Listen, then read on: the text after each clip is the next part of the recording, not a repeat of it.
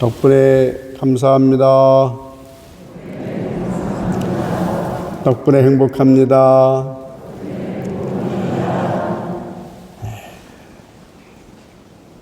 부부들 마주보고 맞아, 당신 말이 맞아 한번 해보세요.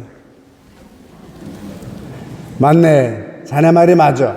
이렇게 긍정하는 언어 금방 분위기 좋아질 것입니다.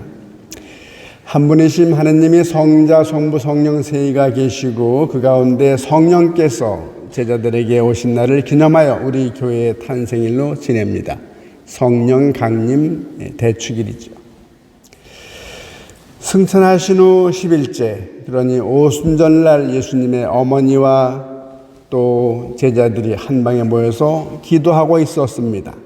그런데 바람소리가 들리더니 모두의 마음이 불같이 달아오르며 황홀경에 빠졌습니다. 그들의 머리 위에 불혀 모양이 나타나면서 성령이 그들의 마음을 가득 채웠습니다. 그리고 그곳에 있던 사람들은 모두 마음이 평화스럽게 되었습니다. 성령께서는 인류가 영적으로 성장하여 하느님께 갈 수 있도록 도와주시며 세상으로 나아가도록 이끄시고 역사하시는 분이십니다. 의를 위해 노력하고 몸바치는 이들의 행동의 원동력, 바로 그것이 성령 강림입니다. 오순절에 성령을 받은 제자들은 성령께서 시키는 대로 여러 가지 언어를 말하게 되었다고 전합니다. 그렇다면 한 개인이 지금까지 하지 못하던 외국어를 갑자기 말하게 되었다는 뜻일까? 그렇다기보다는 성령으로 일치된 교회가 여러 가지 언어를 사용하는 다양한 사람들로 구성되었다는 의미입니다.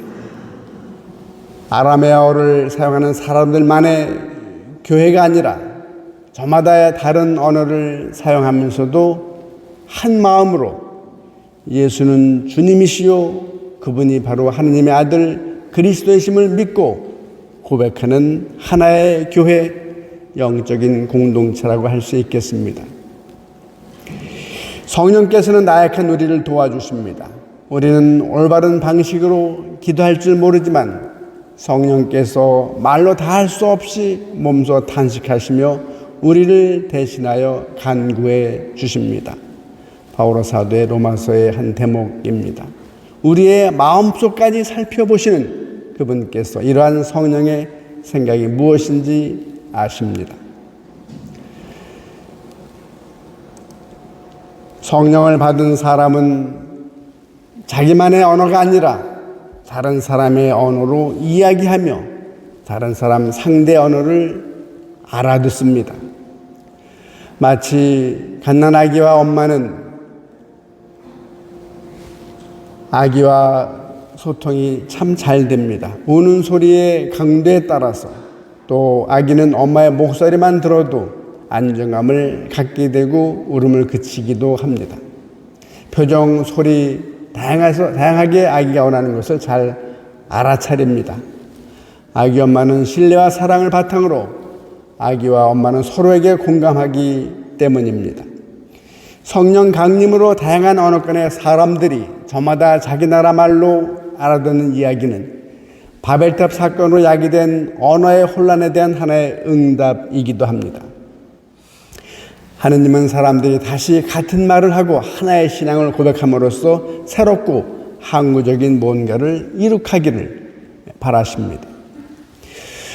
며칠 전 부처님 오신 날 유명사찰 개신교인들이 찬송가를 부르며 행사를 방해하는 일이 벌어졌고 이들의 팻말에 오직 예수, 손으로 만든 불상도 우상, 이런 팻말도 손에 들었습니다. 불교를 노골적으로 폄훼하는 그런 내용도 있었다고 합니다. 교회만의 언어로 편협하고 배타적인 태도로 세상을 보고 이웃 종교를 보고 해석할 때 이런 문제가 생겨납니다. 우상숭배 금지에 집착하다 보니 부모님 제사상에 그리고 빈소에도 절하지 않는 그런 것들을 지금도 합니다.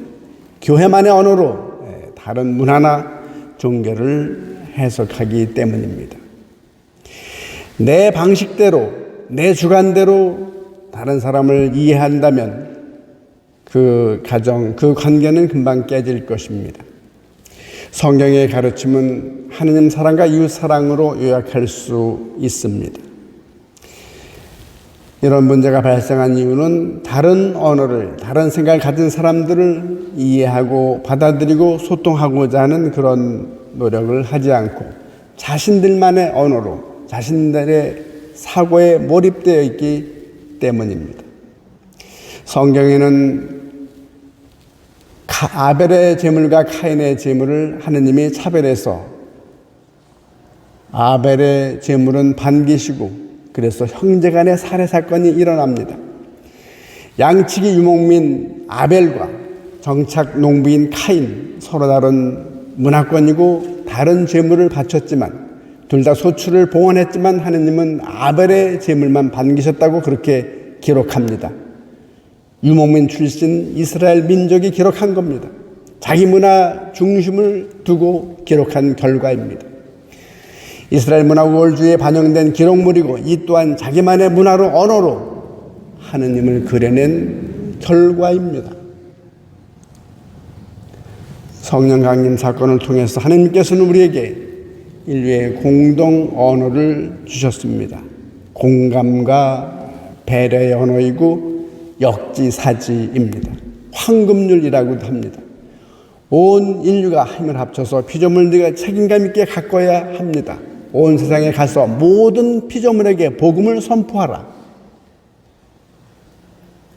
모든 민족들이 지구촌에 한 가족으로 함께 살아가고 성장하기를 바라십니다.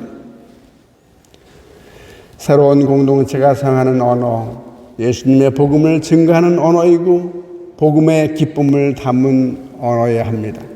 존중하는 언어, 사랑의 언어이자 공감과 소통의 언어입니다. 자신만의 언어에서 벗어나 내 가족의, 내 남편의, 내 부인의 어려운 점을 감지하고 그 마음까지 헤아리려고 알아차리려고 노력하는 그것을 우리는 청하면 좋겠습니다. 그들의 소리를 귀담아 듣고 소통할 줄 알아야 할 것입니다. 오늘날 무소부재는 하느님이 아니라 스마트폰입니다. 어디에 가든 스마트폰은 가지고 갑니다. 두고 나오면 돌아가서 가지고 나오는 것이 스마트폰이고 제가 강릉 여행에서 경험한 한 가족의 모습은 일가족 아들, 딸과 엄마, 아빠가 식당에서 밥을 먹는데 대화 한마디 없이 저마다 자기 스마트폰 들여다보면서 밥을 먹고는 나갔어. 그게 우리들의 현 주소이고 단절된 모습이고 또 다른 성령 강림의 역사와 이끄심이 필요한 대목입니다. 스마트폰 내려놓고 사람의 눈을 보고 그에게 관심 가지라는 초대입니다. 불통에 시달리는 현대사회를 봅니다. 부모 세대와 자녀 세대 대화의 단절과 문화의 단절을 절감합니다. 이런 세대 차이를 반영하는 다양한 신조어가 있지요. 갑분싸, 이생망, 존버, 버플레스유, 샵쥐, 시아버지를 샵쥐라고 표현한다. 존버, 열심히 버텨라. 이생망, 이번 생은 망했다. 젊은 사람들은 쉽게 쓰고 있지만 우리는 뭔 말이 뭔지 공부를 해야 알아듣는 이런 상황 속에 살고 있고 이런 불통을 더욱 통하게 만드는 그런 노력들이 필요합니다. 함께 생각해 본 성령 강림의 의미, 소통의 시대, 신앙인의 성령 받은 신앙인의 모습으로 살아가야 하고 이웃에게 관심 갖고 알아차리려고 노력하고 나만의 언어가 아니라 그들의 언어를 이해하려고 노력하는 그런 마음들, 그렇게 할 때 성령께서 이끄시는 새로운 때로 하느님의 가르침에 따른 참다운 신앙으로 거듭날 수 있으리라고 믿습니다. 아멘.